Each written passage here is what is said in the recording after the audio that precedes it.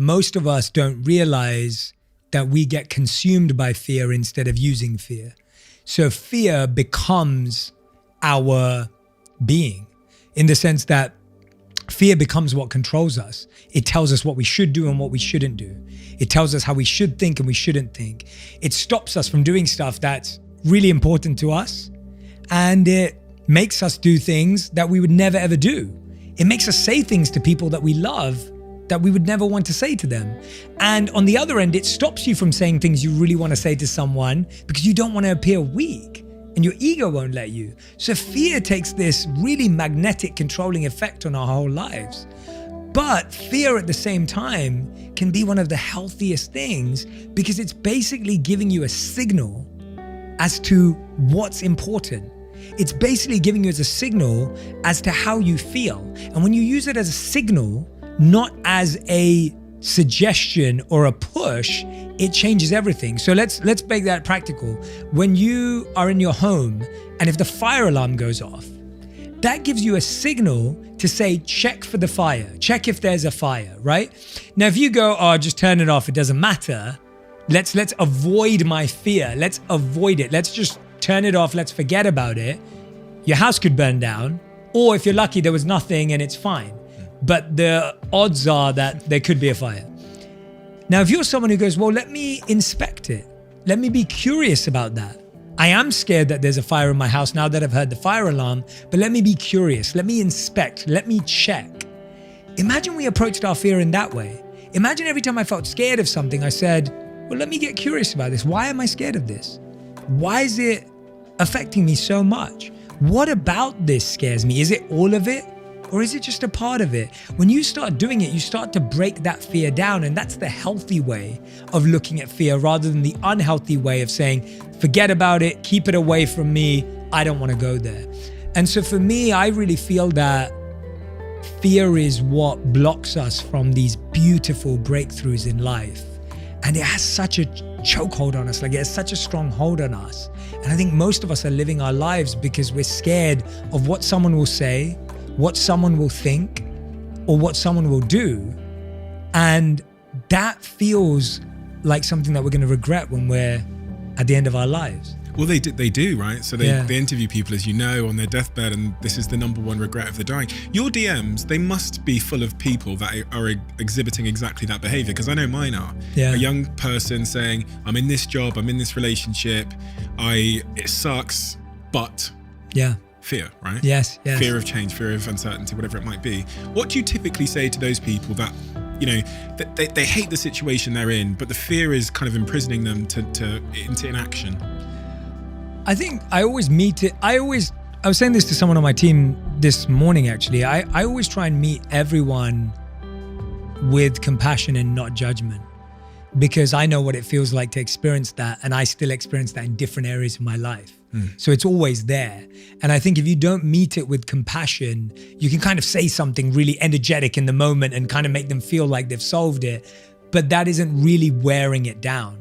I think for me, the first thing is to acknowledge that that fear is real, to acknowledge that there potentially will be backlash, that there potentially will be someone who's upset. Because I think often we're told, oh no, just do what you want and it doesn't matter. And I'm like, well, it does matter, because maybe you are a good person and you don't want someone to be upset, or you don't want to let your parents down, or you don't want to hurt someone, right? Or you don't want to ruin your reputation by quitting your job or whatever it may be. And I think it's important to acknowledge that that's real and that may happen. But I think what I try and do next is say, okay, well, let's say you didn't change anything. How are you going to feel in 5 to 10 years? And that's my favorite question to ask someone. Let's not change anything about your life. How does it feel in 5 to 10 years? And if it feels worse than what you think it is now, chances are that even if you're going to hurt someone, that's probably the better way to go. But if you say you're going to feel the same or better, then sure, just accept that. And most people will say, well, no, if I don't change anything, if I don't get out of this, my life's going to be worse. But here's the other thing. I think we're always conditioned to think that we need to change our situation to create a change in our life. And actually, with what both of us believe, it's all about a change in perspective and mindset. I have learned things from jobs that I hated, but that are so useful to me right now. I have learned things from relationships with people I've had and those people that I didn't get along with, but those lessons are still serving me today.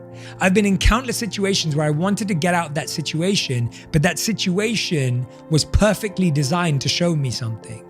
And the problem is we're constantly trying to just move and get away. And so really what I say to everyone is I want you to find out what is the perspective shift that this situation is trying to create in your life. Because if you take that with you, that perspective is going to stay with you no matter the situation. But if you just keep trying to change your environment, hoping that your life's going to improve, you're going to feel dissatisfied at the next place and the next place and the one after that. And I feel we're just conditioned to say, okay, you don't like your job, quit your job. You don't like your relationship, quit your relationship. It's not the job or relationship, it's the way you see it. And I think we just keep saying that it's this external shell that we're in, when it's actually this shell and what's happening inside of it that's defining all of these perspectives. I read a book a few years ago about flow state, and that book really transformed how I felt about things. And it talks about how being in flow is the intersection where your skills and your challenge match. So if your skills are higher than your challenge, you'll feel bored, lethargic, and maybe feel stuck. But if your challenge is greater than your skills, you feel overwhelmed, potentially depressed and disconnected and disappointed. So most of us are living in one of those discrepancies. And I find on a daily basis, I'm playing around with that equation for happiness. Because that flow state of when you know you have a skill and your challenge is met, and even if you lose, you still get such a joy out of it because you know that you're still working in the right direction. And I think that is an underplayed part of happiness, because it doesn't sound like something predictable or obvious, because people go, well, that's achievement, that's ambition. It's actually not. It's just saying, for most people, it's either or. Their challenges are greater than their skill, or their skill is greater than their challenge. So I would ask everyone to say, look at your life. Do you need to improve your skills, or do you need to broaden your challenge?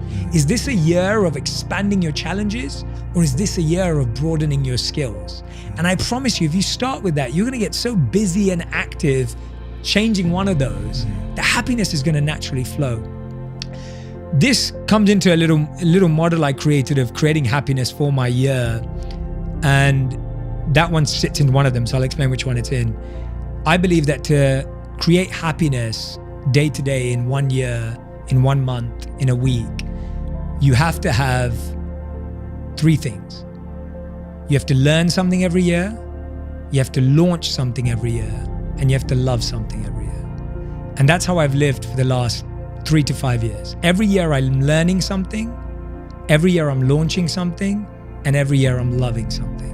And I'll give you an example. So when I talk about flow state, that comes into the idea of raising your challenge is like launching something. The reason why launching something creates happiness is because it creates a feeling of nervousness. It creates a feeling of butterflies. It creates a feeling of excitement. Like, I don't know what's going to happen. We all need a feeling of surprise in life. We all need that feeling of, I don't know. The sense of the unknown can actually cause happiness.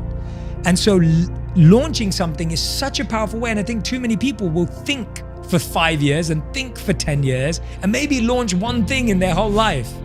And me and you have both, I mean, I can't wait to interview on my podcast, but I've launched so much stuff that has failed. We're going to get into that. Yeah, but that launch creates so much joy. It creates so much happiness. So launch something, and we can dive into that. Then there's learn something, which is what we just talked about, learning a skill. So that's the idea of creating your flow state by saying, what skill do I want to learn? And every year I pick a skill. And it's usually based on what I want to launch the next year. So I'll go, okay, I need to learn podcasting. So 2018, I studied podcasting. 2019, we launched the podcast. So what you learn turns in what you launch, and what you launch turns into what you love.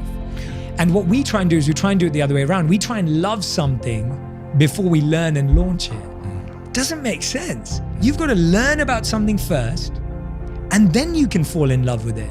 Here are 3 signs you're struggling with a lack of purpose. Number 1, you feel pressure to know what you want to do with your life. Number 2, you've lost interest in your own life and feel disconnected. Number 3, you don't know what your skills are, or you feel you lack them. Hope is not lost. You can get through this. Having purpose and meaning in our lives helps guide us through the ups and downs and create structure in our day-to-day life. That's why I've partnered with Calm, the leading app for mental health and wellness. The app has a library with thousands of meditations, songs to help you relax and focus, and sleep stories to help you get a good night's rest. And now you can find the Daily J, a daily series where I'm sharing proven tools and techniques to improve your mindset and mental health in a matter of minutes.